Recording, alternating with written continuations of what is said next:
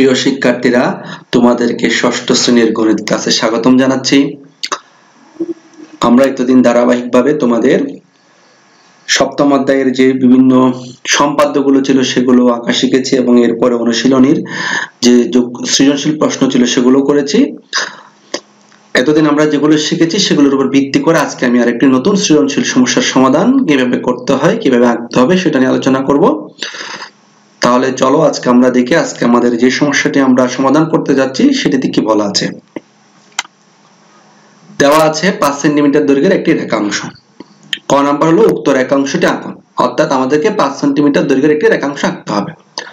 খ নাম্বার প্রশ্নে বলা হয়েছে অঙ্কনের চিহ্ন বিবরণ সহ রেখাংশটিকে সমদ্বিখণ্ডিত করো, অর্থাৎ আমরা যে 5 সেন্টিমিটার দৈর্ঘ্যের একটি রেখাংশ আঁকবো কতে, সেটিকে আমাদের খতে কি করতে হবে, সমদ্বিখণ্ডিত করতে হবে এবং আমরা কিভাবে সমদ্বিখণ্ডিত করেছি তার বিবরণটাও দিতে হবে।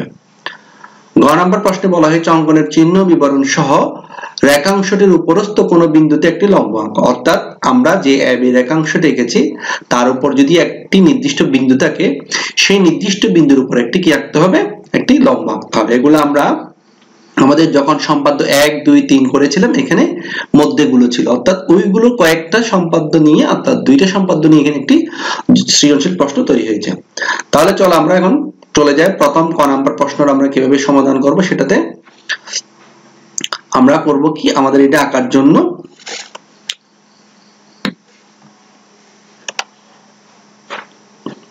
আমাদের প্রথমে একটি কি নিতে হবে, রোলার নিতে হবে। আমরা রোলার নিলাম, রোলারটা নিয়ে আমরা মাঝামাঝি নিয়ে আসলাম। আমরা এটা যেভাবে আঁকবো সেটা আমরা নিচে লিখেছি, দেখো রোলারের সাহায্যে 5 সেন্টিমিটার দূরে দুইটি বিন্দু A ও B চিহ্নিত করি। আমরা রোলার নিলাম, আমরা একটা পেন্সিল নিব। এই পেন্সিলের সাহায্যে আমরা 5 সেন্টিমিটার দূরে অর্থাৎ যেখান থেকে শুরু সেখানে দেখো এখানে একটা আমি বিন্দু দিলাম এই শূন্যতে, এবং আমাদের কোথায় দিব 5 সেন্টিমিটার একটি আমরা কি দিব, আমরা একটি বিন্দু দিলাম। এখন আমরা বলেছি যে এখানে দেখো বলেছে রোলারের সাহায্যে 5 সেন্টিমিটার দূরে দুইটি বিন্দু A ও B চিহ্নিত করে। আমরা করলাম, দুইটা বিন্দুর নাম দিলে আমরা একসাথে এঁকে দিব এবং সংযোগ রেখাংশ আঁকি।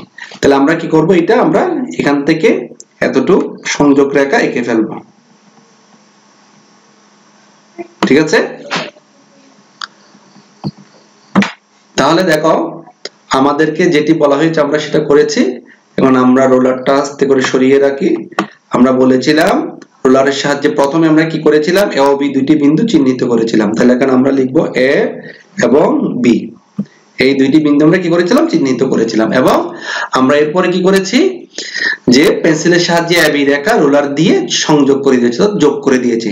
তাহলে AB রেখাংশই কি উদ্দিষ্ট রেখাংশ, অর্থাৎ আমাদেরকে যেটি কোথায় ক নাম্বার প্রশ্নে বলা হয়েছে যে 5 সেন্টিমিটার দৈর্ঘ্যের একটি, আমরা আবার প্রশ্নটা দেখি। আমাদের ক নাম্বার প্রশ্নে বলা হয়েছে 5 সেন্টিমিটার দৈর্ঘ্যের একটি রেখাংশ দেওয়া আছে, উক্ত রেখাংশটি আঁকো। তাহলে আমরা কতে কি করেছিলাম, আমরা উক্ত রেখাংশটি অঙ্কন করেছি। এখন আমরা আবার প্রশ্নটা দেখি। এখন বলা হয়েছে অঙ্কনের চিহ্ন বিবরণ সহ রেখাংশটিকে সমদ্বিখণ্ডিত করো, অর্থাৎ আমরা এখন গতে চলে যাব। আমরা দেখো আমরা কতে চলে আসব। কতে আমাদের এটা আমরা একটু উপরে উঠিয়ে নিই।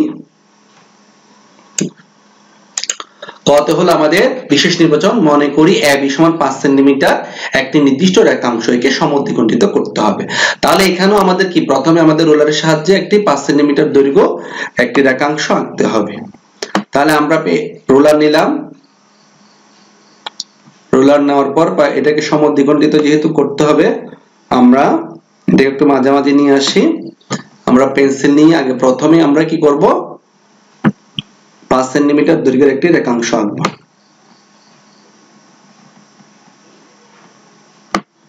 আমরা 5 সেন্টিমিটার দৈর্ঘ্যের একটি রেখাংশ আঁকলাম। আমরা রোলারটা একটু সরিয়ে রাখি। এটা আমরা কি বলেছিলাম, এটা হলো AB, ঠিক আছে। তাহলে A এবং B, এই AB হলো আমাদের কি 5 সেন্টিমিটার দৈর্ঘ্যের একটি রেখাংশ।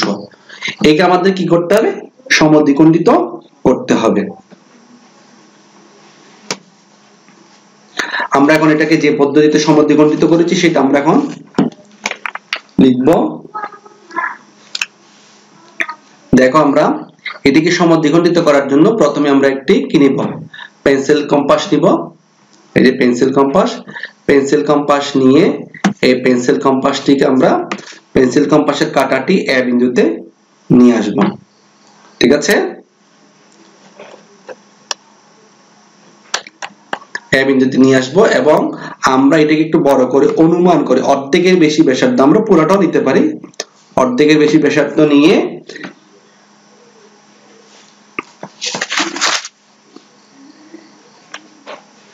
এ বি এর দুই পাশেই আমরা দুইটা বৃত্তচাপ আঁকবো।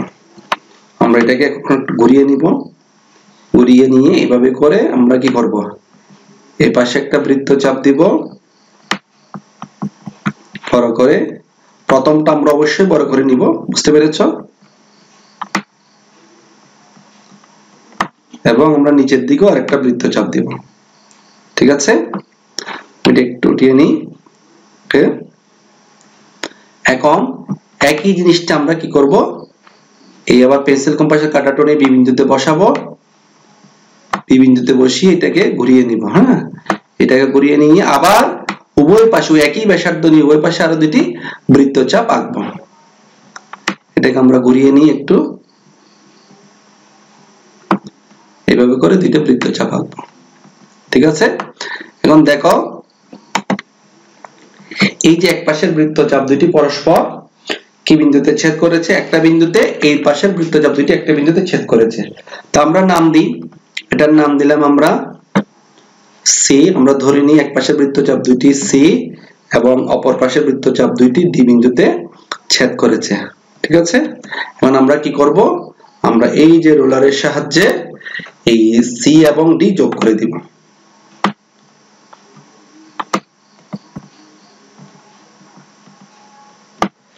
আমরা রোলারের সাহায্যে সি এবং ডি যোগ করে দিব। আমি কিভাবে করতেছি তোমরা দেখতে পাচ্ছ, ঠিক এভাবে করে তোমরাও করবে। এখন পেন্সিল দিয়ে কি করব, এটা যোগ করে দিব।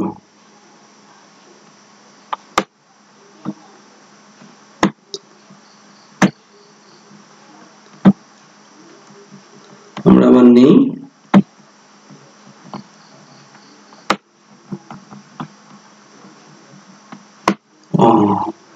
পাকা হয়ে যায় কেন, আরেকবার চেষ্টা করে দেখি। আচ্ছা, আমি রশ্মি নিয়ে একটা পেন্সিল, আমরা যেভাবে আমি এখন যেভাবে দেখিয়েছি ঠিক সেভাবে তোমরা পেন্সিল দিয়ে এটা আঁকার চেষ্টা করবে, পেন্সিল দিয়ে আঁকবে, কারণ তোমাদের কাছে এটা কি নাই, এরকম রশ্মি তোমরা পাবে না। এটা আমি কম্পিউটার আঁকতেছি, সেজন্য এটা আমরা এইভাবে এখন আঁকতে পেরেছি। যেহেতু আমি এটা ওইভাবে করে আঁকতে পারতেছিলাম না, সেজন্য এটা আঁকলাম। তাহলে দেখো এই সিডি রেখা যখন যোগ করলাম, এই সিডি রেখাটা আবার এবি রেখাটাকে একটা বিন্দুতে ছেদ করেছে, সেই ছেদ বিন্দুটার আমরা নাম দিলাম কি, ও। তাহলে আমরা বলতে পারি এবি রেখাংশটি ও বিন্দুতে কি হলো, সমদ্বিখণ্ডিত হলো। এখন আমরা যেই বিষয়টি, যে অঙ্কনটি আমরা এখানে করেছি তার বিবরণটি আমরা লিখবো, সেটা আমরা নিচে লিখেছি। দেখো প্রথমে দেখো আমরা কি করেছি, অঙ্কনের বিবরণ। একে কেন্দ্র করে এবি এর অর্ধেকের বেশি ব্যাসার্ধ নিয়ে এবি এর দুই পাশে দুইটি বৃত্তচাপ আঁকে। বি কে কেন্দ্র করে একই ব্যাসার্ধ নিয়ে এবি এর উভয় পাশে দুইটি বৃত্তচাপ আঁকি। আমরা প্রথমে একে কেন্দ্র করে দুই পাশে দুইটা বৃত্তচাপ এঁকেছিলাম, আবার বি কে কেন্দ্র করে একই ব্যাসার্ধ নিয়ে আরো দুইটি বৃত্তচাপ এঁকেছিলাম। বৃত্তচাপগুলো পরস্পর কি করেছে, এক পাশের গুলো সি এবং অপর পাশের গুলো ডি বিন্দুতে ছেদ করেছে। আমরা এরপরে কি করেছি, 3 নম্বর ধাপে সি ও ডি যোগ করেছি। সিডি এর একাংশ এবি এর একাংশকে কি করেছে, ও বিন্দুতে ছেদ করেছে। তাহলে এবি এর একাংশ ও বিন্দুতে কি হলো, সমদ্বিখণ্ডিত হয়েছে। আমরা এরপরে এখন গ নাম্বার প্রশ্নটা দেখি, যে গ নাম্বার প্রশ্নে আমাদেরকে কি করতে বলা হয়েছে।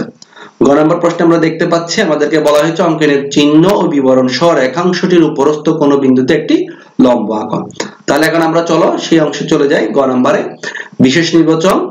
বিশেষ নির্বাচন আমরা কি করেছি দেখো, লিখেছি মনে করি এবি রেখাংশের উপরস্থ পি একটি বিন্দু, পি বিন্দুতে এবি এর উপর একটি লম্ব আঁকতে হবে। তাহলে এখানে আমাদেরকে প্রথমে কি করতে হবে, আমরা একটি রোলার নিব, রোলারের সাহায্যে আমরা এবি রেখাংশটি আঁকবো। তাহলে এবি রেখাংশটা আমাদের 5 সেন্টিমিটার ছিল, তাহলে আমাদের সুবিধা আমরা 5 সেন্টিমিটারই নিব। আমরা 5 সেন্টিমিটার নিলাম। ঠিক আছে, আমার একটু বেশি হয়ে গেছে, সেটা আমি মুছে দিব। যতটুকু বেশি হয়েছে সেটা আমি কি করব, মুছে দিব।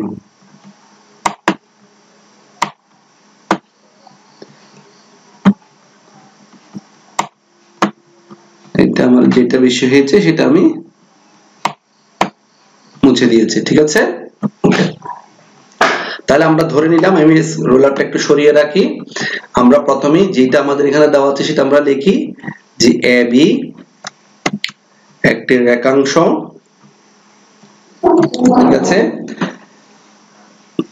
AB রেখাংশের উপরস্থ একটি বিন্দু, আমি পেন্সিল দিয়ে কালার রং নিয়ে এটা কি দিব, লাল দিই, লাল দিলে দেখা যাবে।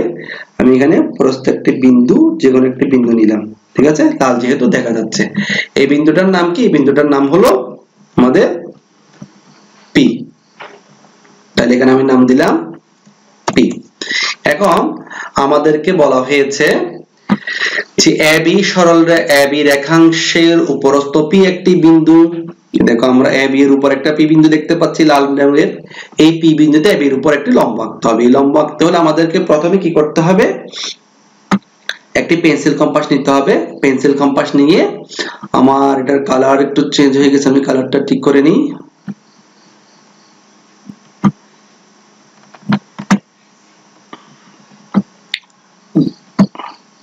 কালারটা আমি কালো নিলাম। এখন আমরা পেন্সিল কম্পাসের কাঁটাটি কোথায় বসাবো, এই কাঁটাটি P বিন্দুতে বসিয়েছি এবং একটু বড় করে আমার সুবিধা মতো ব্যাসার্ধ নিয়ে কি করলাম, একটা বৃত্তচাপ আঁকবো। কিভাবে? এমন ভাবে বৃত্তচাপ আঁকবো যেন সেটা কি করে, এইভাবে AB রেখাংশটাকে দুইটা বিন্দুতে ছেদ করে। আমি ধরে নিলাম এটি এক পাশের বৃত্তটিকে C বিন্দুতে এবং অপর পাশের বৃত্তচাপটিকে D বিন্দুতে ছেদ করেছে, ঠিক আছে। এখন আমরা যেটা করব, এই পেন্সিল কম্পাসটি উঠিয়ে এটাকে C বিন্দুতে, যে এই বৃত্তচাপটি P কে কেন্দ্র করে যে বৃত্তচাপটি এঁকেছি সেটি AB রেখাকে যে C বিন্দুতে ছেদ করেছে সেখানে কেন্দ্র করে অর্ধেকের বেশি, আমি এটাও পুরাটা নিব একটু আইডিয়া করে, যে অর্ধেকের বেশি হবে, অর্ধেকের বেশি ব্যাসার্ধ নিয়ে একই পাশে একদিকে আঁকবো। এদিকে একটা বৃত্তচাপ আঁকলাম, আবার সেই একই জিনিসটা আমি কি করব, এই D বিন্দুতে পেন্সিল কম্পাসের কাঁটাটি বসিয়ে ওই বৃত্তচাপটিকে ছেদ করে মতন আরেকটি বৃত্তচাপ আঁকবো। আমাদের এখন কি শেষ? বৃত্তচাপ আঁকা শেষ। এখন দেখো এই বৃত্তচাপ দুটি পরস্পর আমরা ধরে নিলাম এটা Q বিন্দুতে ছেদ করেছে, ঠিক আছে, আমি দিলাম Q বিন্দু। এখন আমাদের কি করতে হবে, আমি দেখি এবার পারি কিনা। আমরা এই রুলার দিয়ে P এবং Q যোগ করব, ঠিক আছে, রুলার দিয়ে P Q যোগ করতে পারি কিনা দেখি।